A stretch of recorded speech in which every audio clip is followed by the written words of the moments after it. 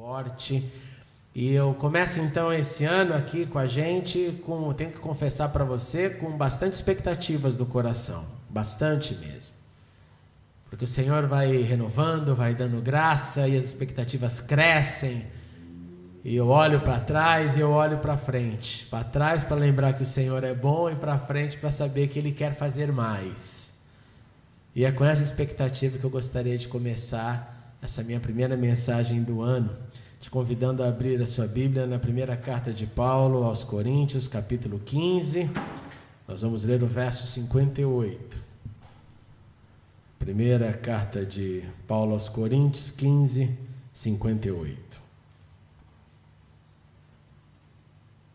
Eu vou ler hoje duas versões, mas é o mesmo verso, tá? Somente o 58. Eu vou ler primeiro a versão, primeira carta de Paulo aos Coríntios, 15, 58.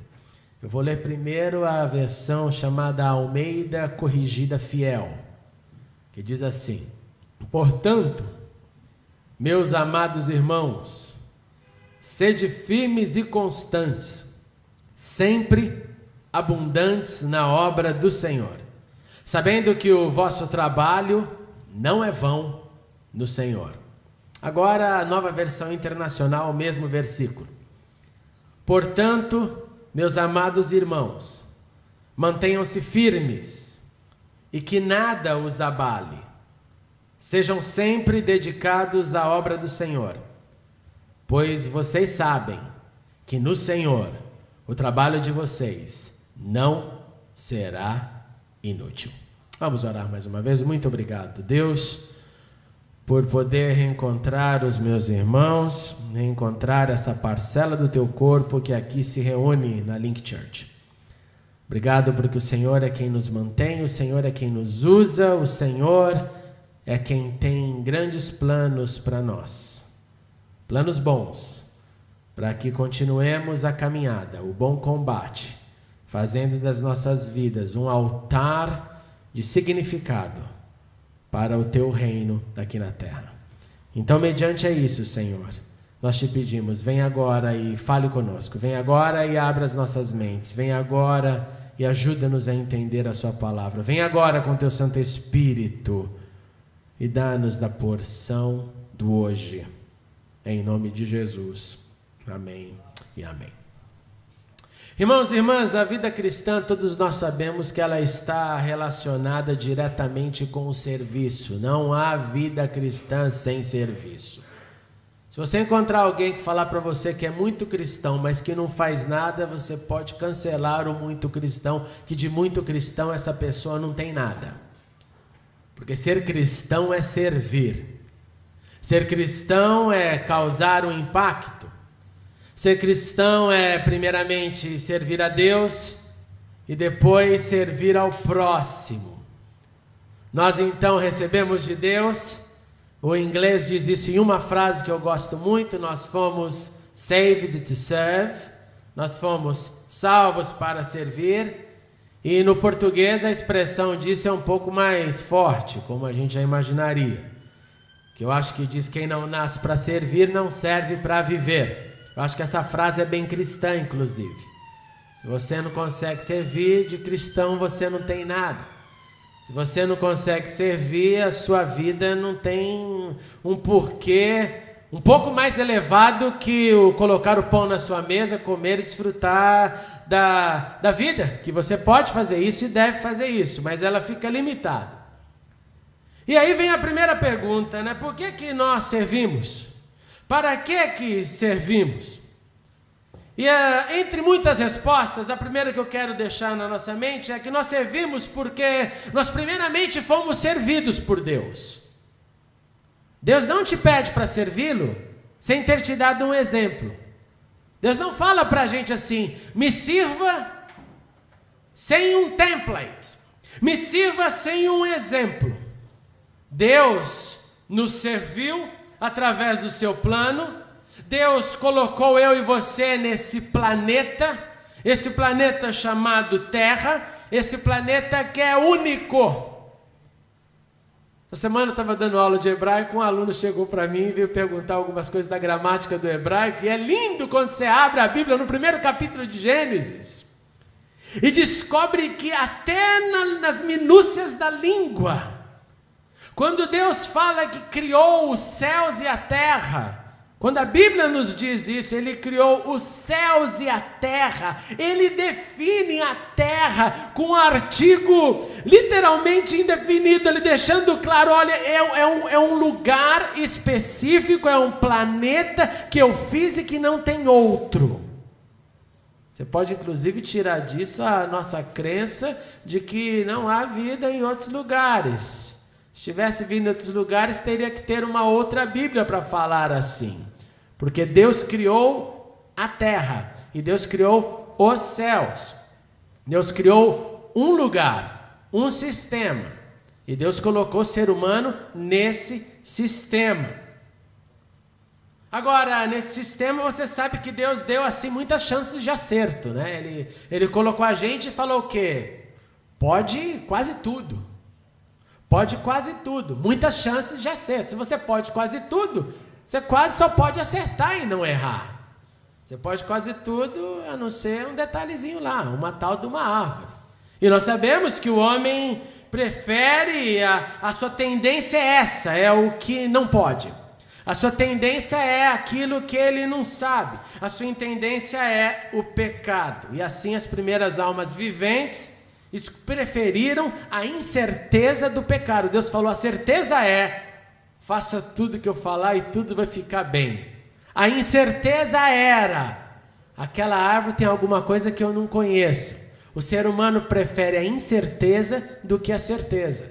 O que mostra desde o início que a nossa tendência para a incerteza, a nossa tendência para desequilíbrio, a nossa tendência para aquilo que abale os alicerces da vida, é o que está dentro da gente.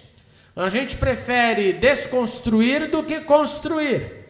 Nós temos mais habilidade para isso, para jogar tudo para o chão, do que para edificar do nada. Mas Deus, de tudo sabedor, permitiu esse homem, como a gente sabe, continue vivendo, meus filhos. Adão e Eva foram expulsos do paraíso, mas ganharam autorização para continuar vivendo. Eles não podiam mais viver lá no jardim, mas poderiam viver em outros lugares. Deus deixou para eles então claro, existe uma possibilidade de aperfeiçoamento, rumo ao Criador. Existem condições de vocês se conectarem com Ele novamente, mesmo depois do erro. E você se lembra que depois do pecado, Deus vai lá, ajuda o homem com as suas vestimentas, por ele perceber a sua nudez. Deus, no próprio momento do erro, já estava dizendo, dá a mão aqui, vamos recomeçar, porque você sem mim não vai para lugar nenhum, que seja um lugar interessante. O tempo passa, o homem pensa que está evoluindo, mas não evolui nada. Mal continua a história da Bíblia, daqui a pouco Deus olha para a terra, não vê justo nenhum e fala, não deu. Não deu. Estava tudo interessante, mas eu vou ter que descer água lá, igual hoje essa chuva que caiu. Eu vou ter que acabar com esse mundo. Porque com todas as chances, com todo o meu amor, com todo o meu carinho, com toda a minha sabedoria, o homem prefere incertezas. O homem prefere o desequilíbrio, o homem prefere o pecado. Essa é a grande verdade da natureza humana. Acontece o que aconteceu, sabemos, dilúvio, água, destruição, começa de novo a partir de Noé e sua família. E Deus precisava mais uma vez tocar o homem, vestir o homem da sua nudez. Deus então vem ao topo do Monte Santo, no topo do Monte Santo eles se encontram com a humanidade. No topo do Monte Santo ele fala, vamos lá, eu vou te dar as leis, Moisés. No topo do Monte Santo ele diz, eu vou te instruir, a instrução que você precisa é a instrução que você vai ter. Eu não tenho dúvida que muita gente, ao analisar o erro do ser humano logo no início, justificava seu erro por não ter código para seguir. Então eu preciso de um código, você precisa de um código, você precisa de leis. Você precisa de papel da época, é óbvio. Tudo bem, então você vai ter tudo isso. Quanto você quer? 10 não vai ser suficiente também.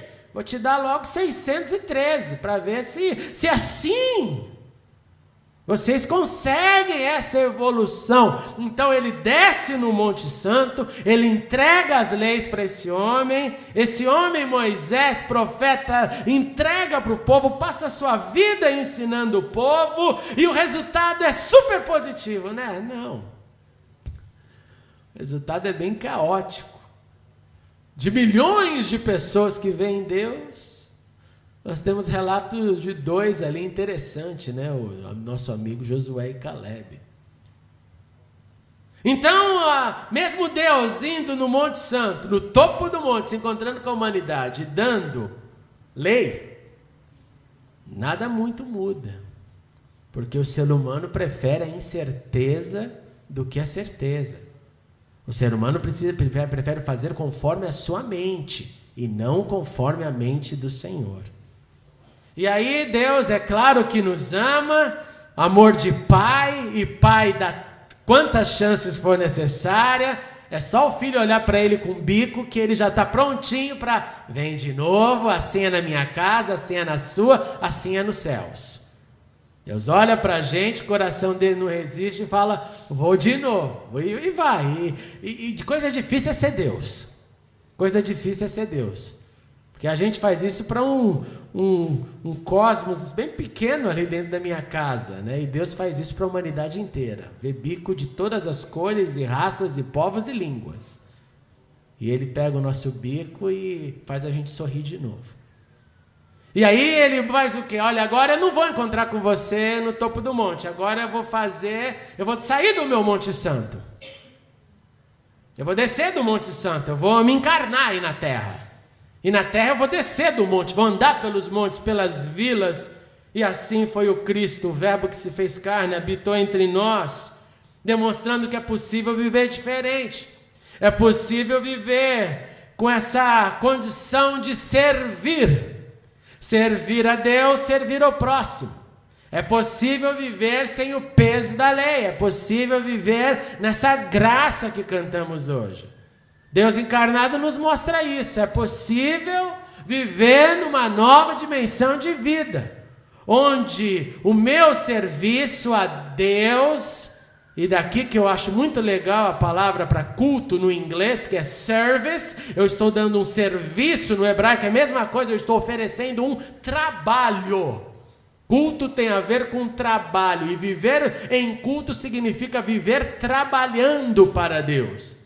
Viver em adoração, que é outro termo da moda, também significa viver trabalhando, entendendo que tudo que eu faço tem um toque lá na eternidade. Tudo que eu faço toca alguém na terra, toca algo nos céus. Tudo isso é trabalho. Não é mãozinha para o alto cantando, isso é trabalho. E aí esse Cristo, como nós sabemos, ninguém gosta muito dele. Nem mesmo os seus amigos, nem mesmo os discípulos. Na hora do vamos ver, todo mundo vai embora. Todo mundo deixa ele sozinho. 3 anos Cristo dando, ministrando, ensinando. Na hora H, ele não tem um amigo para ficar com ele. O que mostra de novo. O ser humano prefere incerteza. O ser humano não gosta de certeza. A incerteza aqui está perigosa. Deixa eu ir embora. A certeza era, eu vou morrer, mas vou ressuscitar, está tudo bem, podem ficar aqui comigo. Não, ninguém vai ficar com você não, eu vou seguir o meu caminho, porque eu sei mais do que você, Jesus. Eu sei mais do que você não sabe o que você está falando. A gente ouve isso inclusive na voz de Pedro. Não fala assim, não fale que vai morrer, que bobeira é essa que você está fazendo? Enquanto Jesus fala, afasta-se de mim, Satanás, você não entendeu nada, não está entendendo nada. Cristo então morre, Cristo condenado, Cristo sofre, Cristo se torna amaldiçoado, nas palavras de Paulo aos Gálatas, que repete o conceito da lei, no capítulo 3:13 da carta aos Gálatas, afirma isso, maldito todo aquele que for pendurado no madeiro. Porque a lei já dizia isso, se alguém for morrer, essa morte no madeiro, essa morte exposta de um corpo pregado, é um cara maldito. Jesus se faz maldito, Jesus se faz pecado sem ter cometido pecado, Jesus serve até o fim, eu e você. E ele ressuscita como Rei dos Reis, como Senhor dos Senhores. Morre o corpo perecível, ressuscita um corpo que jamais perece. Morre a carne dele que apanhou e ressuscita um corpo glorificado. Um corpo que no encontro com os discípulos entra através de paredes, um corpo que está ali comendo um peixe com os discípulos. Um corpo que a gente não tem noção das suas capacidades. Tudo que eu espero desse corpo é que ele não seja gordo. Imagina se eu voltar assim, na glória, eu vou falar, pô Deus, não dá para ter feito uma lipoaspiração. Eu acredito que seja, né, pastor Rob? Você confirma? Ou você acredita que o camarada que era enorme vai ficar enorme? Acho que igual o Thiago, assim, ele vai voltar Iron Man, Iron Woman. Eu também creio nisso, porque gordura também é pecado, então essa é a nossa fé. Se você não conseguir na terra, no céu, eu acho que você tem grandes chances.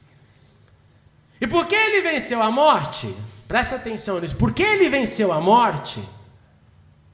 Nós ganhamos também essa conquista.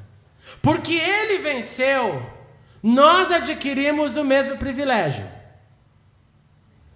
Com exceção de que ele venceu, ele viu literalmente a cara da morte, viu que ela estava viva, como na poesia, mas a morte não deteve. E ele transferiu esse poder de eternidade para os seus seguidores. Ele transferiu essa possibilidade de ter um corpo incorruptível quando? Um dia. Que dia? No seu dia. Naquilo que a gente chama a sua hora. Quando chegar a sua hora de morrer, você pode estar na praia, que se vier um raio cair na sua cabeça, você vai de biquíni para o céu. Na sua hora você vai, na hora de cada um vai.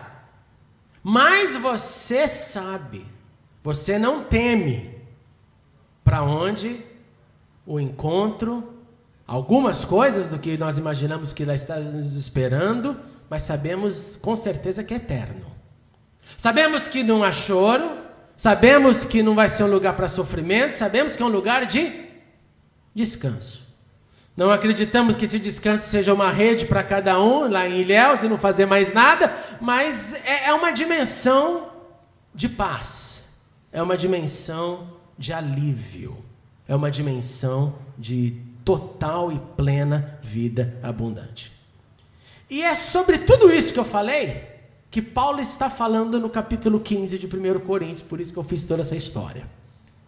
Inclusive, eu queria te sugerir essa semana, por favor, toda a igreja, leia o capítulo 15 de Coríntios.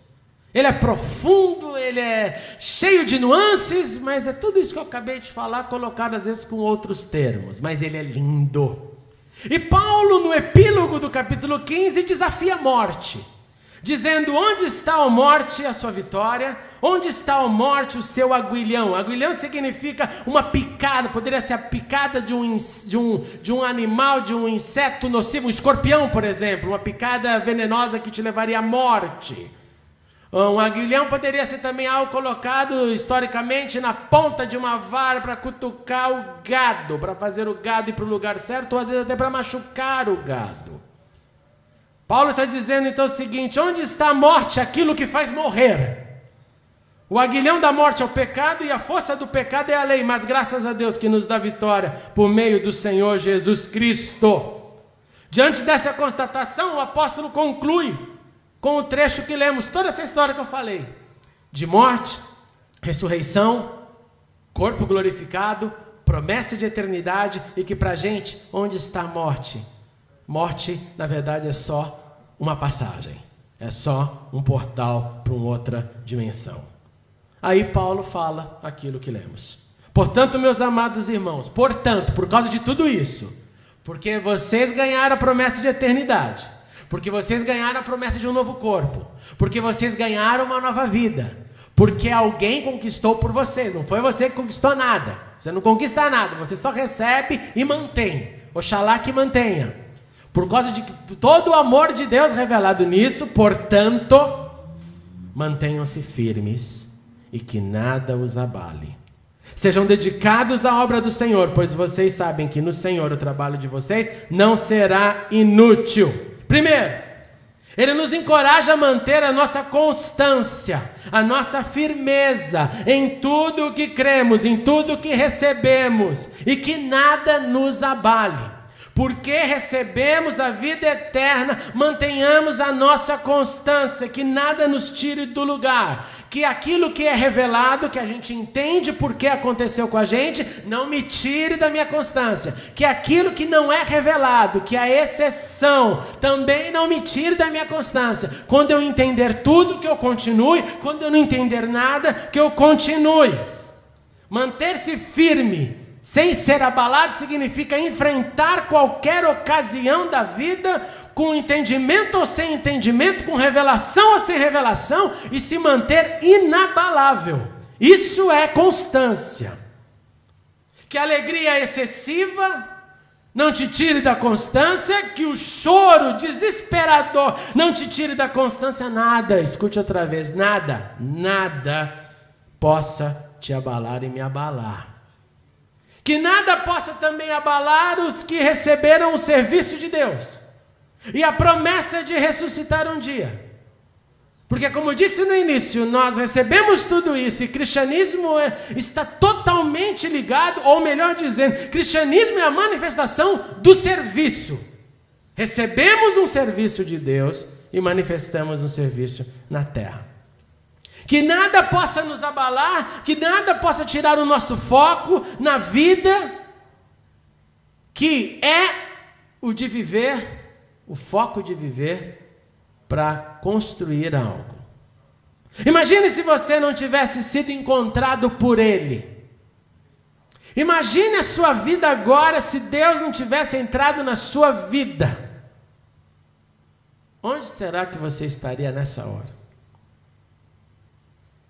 Se Deus não tivesse encontrado um dia, imagine isso, anule aqueles que vêm, como no meu caso, pai, mãe, cristão, anula, o evangelho não chegou para ninguém, você está seguindo tua vida, está aqui em Londres, trabalhando, ou mesmo se estivesse no Brasil, em qualquer lugar do planeta, quem pode garantir que sem o Senhor estaríamos na maior paz, tudo tranquilo, família, filhos? Eu não consigo nem imaginar. Porque quando eu olho para trás e vejo tudo que Deus fez ano após ano, desde o momento que meus pais se encontraram com o Senhor, depois que eles passaram para nós, e que nós continuamos isso, meu Deus do céu, eu não consigo nem imaginar a vida sem Deus. E se você me oferecesse qualquer coisa desse mundo, em troca dessa minha memória e do que eu vivi com Deus, eu falaria, minha, se desculpa. Nada nesse mundo pode ser mais interessante do que eu vivi com Deus. É interessante você pensar nisso. Porque isso é conhecer Deus e viver com Deus através do serviço que tem as suas recompensas, mas do serviço que é a missão. Que é a missão e não a possibilidade. A antítese da eternidade, que é a morte eterna também, é o que estava em jogo, quando o Senhor te salvou e me salvou. Pessoas que não conheceram ao Senhor, estão exatamente nessa junção, nessa encruzilhada, eternidade ou destruição. É um negócio sério. Eu sei que muita gente não gosta mais de pensar nisso, nem fala nisso. Na modernidade está cada vez menos se pensando a respeito disso. Respeito de ou é Deus, ou é a bondade do Senhor, ou não tem um lugar mais ou menos, um segundo plano, sabe, mediano, assim que você fala, nem com Deus, nem com o capeta, no meio. Um lugar, uma sombrinha, uma sombra. Pelo menos uma sombra. Deus não dá essa condição para a gente. Eu queria muito que tivesse. Queria. Queria. Porque é muito duro você ver pessoas optando por, não quero mais Deus, eu vou seguir meu caminho. E achar que existe esse meio caminho. Existe esse lugar de bênção para mornidão? Não existe. Segundo o Senhor, lugar de mornidão associado a vômito, associado ao aquilo que o Davi falou no início, eu não te conheço. Não tem. Portanto, meus amados irmãos, mantenham-se firmes, que nada os abale, é o que Paulo diz. A segunda parte do texto, Paulo diz: sejam sempre dedicados à obra do Senhor, pois vocês sabem que no Senhor o trabalho de vocês não será inútil, ou na primeira versão que li, o trabalho nosso não é em vão. Agora, gente, por que a gente tem que ser sempre dedicado à obra do Senhor? Por que nós não podemos dar o mínimo, mesmo tendo recebido o máximo? Por que precisa dessa dedicação? Por que Paulo aqui está escrevendo para a igreja? Paulo não está escrevendo para uma escola filosófica, Paulo está escrevendo para a igreja, para irmãos, para gente que se reúne. Então eu te pergunto, por que tem que ser dedicado ao Senhor? Por que eu tenho que dar para o Senhor algo depois de ter recebido o máximo deles? E eu quero te oferecer algumas respostas. Primeiro, porque a constante dedicação reafirma, número 1, a gratidão pelo que já recebemos. Tem coisa pior que alguém ingrato? Tem coisa pior do que pessoas que não conseguem ser grato por nada, recebe tudo, não vou nem falar grato por nada, é grato por tudo, não consegue ser grato por tudo que tem. Ingratidão é um vírus que contagia não só o lado da consciência daquilo que tem, mas ingratidão contamina várias áreas da vida, fazendo a pessoa se secar completamente, de modo que consiga somente ver o negativo da vida, porque o ingrato, ele é pessimista, o ingrato, ele é negativo. O ingrato não vê beleza em nada. Ele recebe alguma coisa, sua mente se sensibiliza um pouquinho, mas daqui a pouco ele já está concentrado, o seu foco já está de novo no que ele não tem. Porque a ingratidão é mais forte do que a gratidão. De modo que eu acredito que quando eu mantenho essa minha gratidão pelo que eu recebi do Senhor, eu mantenho a minha dedicação ao serviço. Porque eu mantenho a minha mente o tempo inteiro dizendo, eu sei o que eu recebi, eu sei o que tenho, e eu sei que eu seria com certeza algo bem pior se não fosse Deus na minha vida. Primeiro ponto então, por que eu tenho que ser sempre dedicado ao Senhor, é porque a gratidão pelo que recebemos vai reafirmar a minha constante dedicação. Segundo, para que eu me lembre que eu sou servo. Para que eu me lembre que eu sou servo. Senhor é um só. No serviço sempre fica claro isso, quem manda e quem obedece. O seu chefe manda, você obedece. Na sua escola, o seu professor manda, você obedece. Nós que somos pais queremos que nossos filhos nos obedeçam. Você que é casado tem um acordo de obediência um com o outro, de cumplicidade, de prestação de contas. Ninguém fala, eu vou fazer o que eu quero e que se exploda o meu cônjuge. Não. Existe uma condição ali de obediência, de serviço também. Para que eu seja dedicado à obra do Senhor, para que isso aconteça, eu preciso lembrar e agir como servo todos os dias. E agir como servo todos os dias significa entender aonde eu sirvo, entender como eu sirvo e entender por que eu sirvo. Porque eu sirvo é porque Ele me serviu primeiro. Aonde sirvo tem a ver com a sua vocação. E também o que você faz no serviço também tem a ver com os seus dons e com a sua vocação.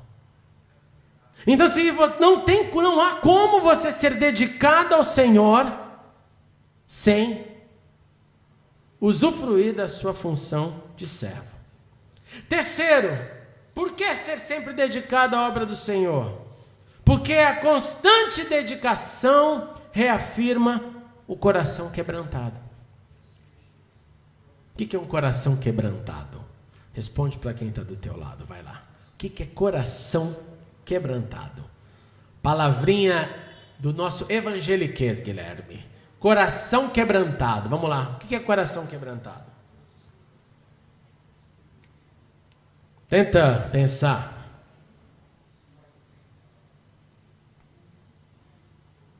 Palavrinha bem legal. Você que nos assiste também, reflita sobre isso. O que é coração quebrantado?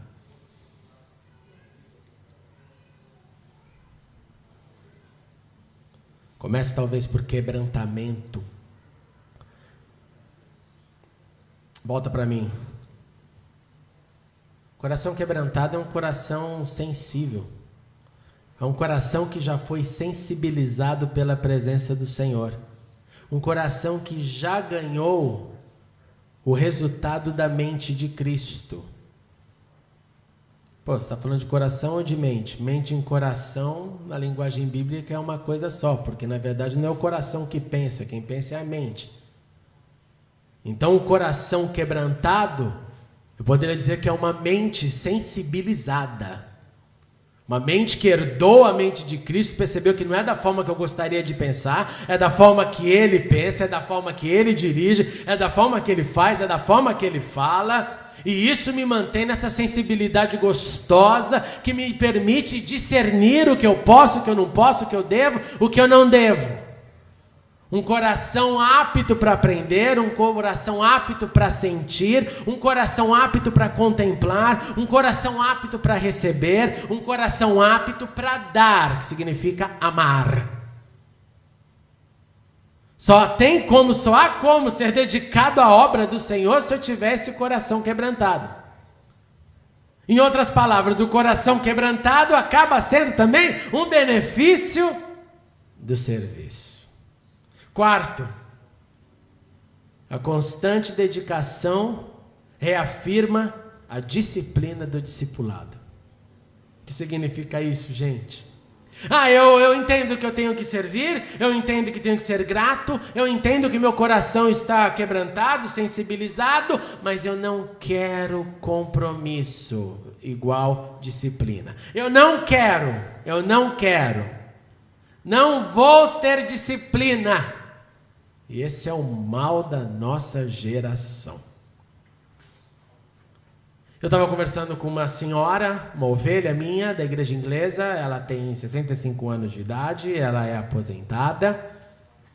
E ela disse para mim assim: pastor, eu fico horrorizada quando eu converso com os mais jovens. Falei, por quê, minha irmã? Ela falou, porque quando eu tinha 13, 14 anos, eu já estava desesperada querendo fazer alguma coisa para servir a Deus. E não podia porque eu não tinha idade. Tinha limitação, pai e mãe. Não, você está estudando, você tem que fazer isso, tem que fazer aquilo. A gente, se pudesse emancipar para colocar na minha carteira, você já tem logo 17, 16, 18. Eu faria porque eu queria fazer alguma coisa. Quando eu cheguei na minha idade, que eu era mais dona de mim mesmo, que eu poderia pelo menos assumir alguma responsabilidade, eu assumi correndo e peguei, e com orgulho, pastor, eu servi. Então você faz a conta aí que eu não vou fazer, dos 18 aos 65 anos. E hoje ela está com 65 anos dizendo para mim assim, pô pastor, eu tenho tantas limitações, a minha saúde, a minha vida, mas o que eu posso fazer? O que eu posso fazer? E essa mulher trabalhava, essa mulher estudava, essa mulher tem uma carreira profissional, essa mulher foi mãe, essa mulher criou 17 crianças. Caso você ache que você não tem tempo porque você tem 3 filhos, 4, 5 em casa. Ela teve 17. Por fogo, né? Então, assim, sejam sempre dedicados à obra. Dedicação envolve esforço, disciplina. Disciplina. Não tem disciplina, não tem dedicação. Porque dedicação é manifesta através da disciplina. Mais que isso, gente, mais do que isso. Agora são as minhas constatações. Quem serve é mais feliz.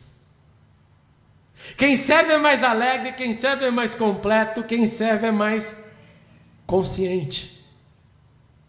Consciente da gratidão, consciência de que é servo, consciência do coração quebrantado, consciência da disciplina que exerce, logo, significado de vida.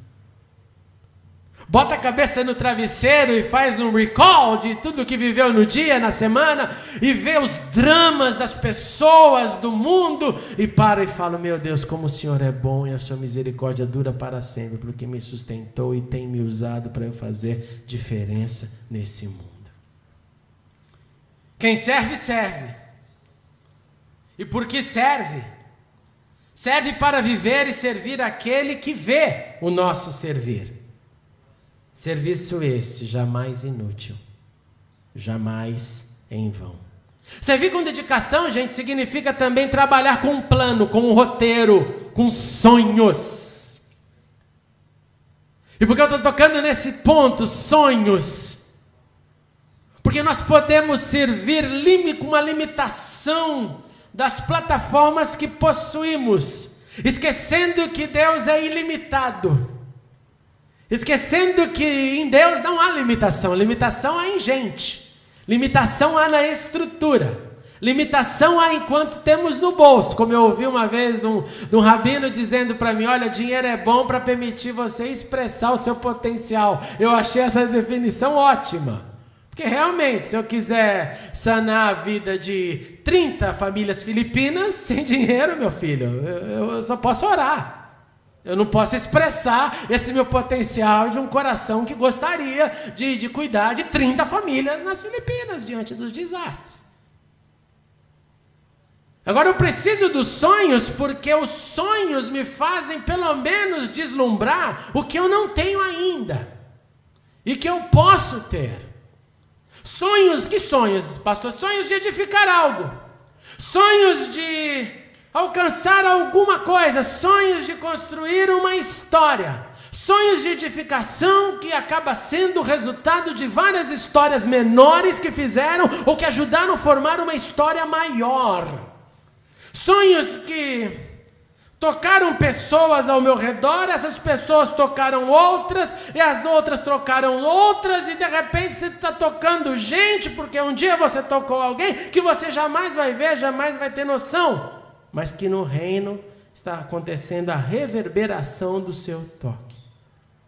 Servir com dedicação, apesar de todo esforço, disciplina, gera esse sentimento único de realização.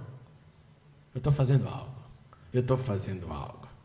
E essa alegria, gente, de servir, reafirma em nossa emoção, na nossa mente, a certeza de que o Senhor nos salvou para que possamos servi-lo. Reafirma em nós esse desejo de: eu quero dar, presta atenção, eu vou dar o mínimo, porque Ele deu o máximo. Nenhum de nós vai dar o máximo para Deus. Deus deu o máximo para a gente. Morte de cruz do seu Filho unigênito. Nós vamos dar o mínimo. Nós vamos dar o mínimo. Nós temos a nossa vida, a nossa carga horária, o nosso trabalho, as nossas 8, 12, 15, seja lá quantas horas você trabalhar, nós vamos dar o mínimo. Deus deu o máximo. Nós temos chance de, com esse mínimo, com sonhos, realizar coisas maiores. Ou nós temos chances de dizer: não, eu não quero esse negócio não. É legal ter coração quebrantado, é legal falar que sou servo, eu já sirvo a Deus, eu vou na igreja, eu dou meus dízimos e ofertas, eu ajudo missões, eu tô engajado, mas tá tudo bem. Não tá não, viu? Não tá não. Nós vamos dar o mínimo, porque Ele deu o máximo. Mas o mínimo pode ter grande significado.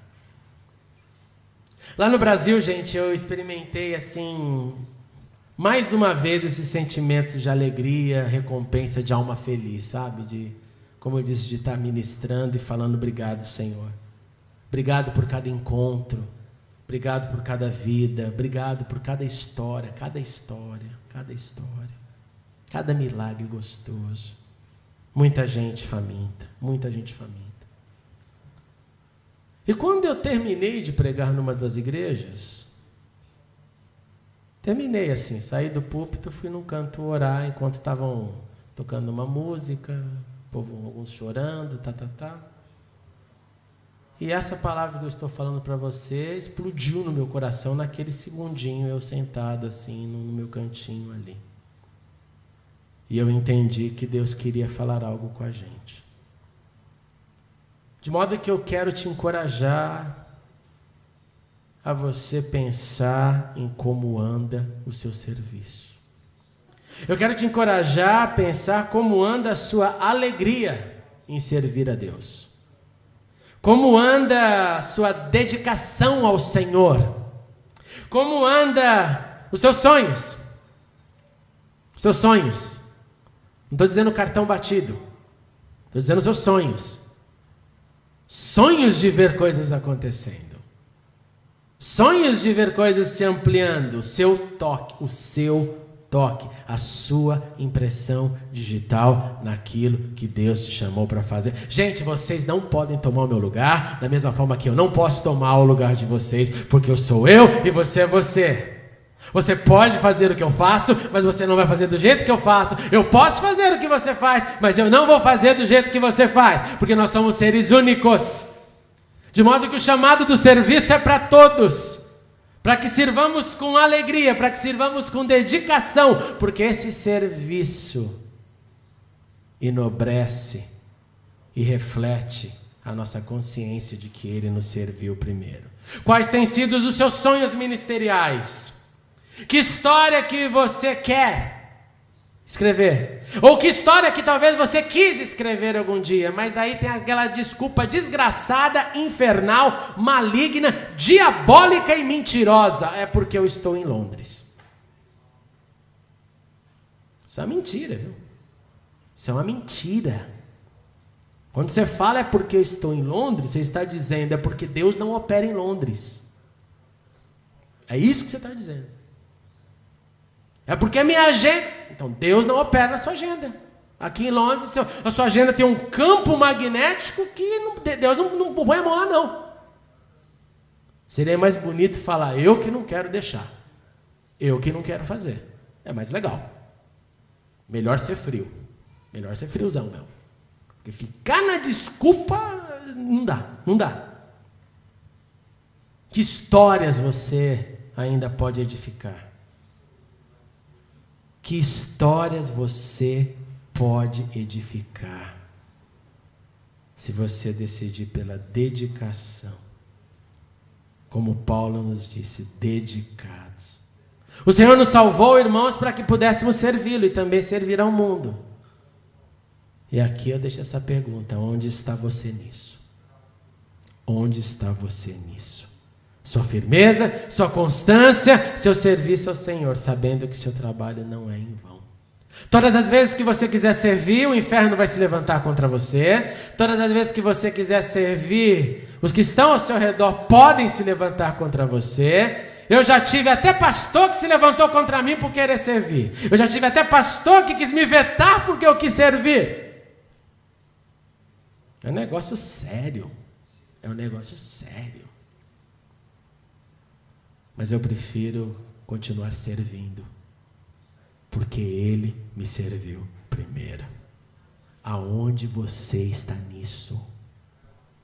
Aonde estão seus sonhos? Nós vamos cantar uma música antes de orarmos, mas por favor, mantenha essa pergunta na cabeça enquanto cantamos. Aonde você está nisso? Quais são seus sonhos?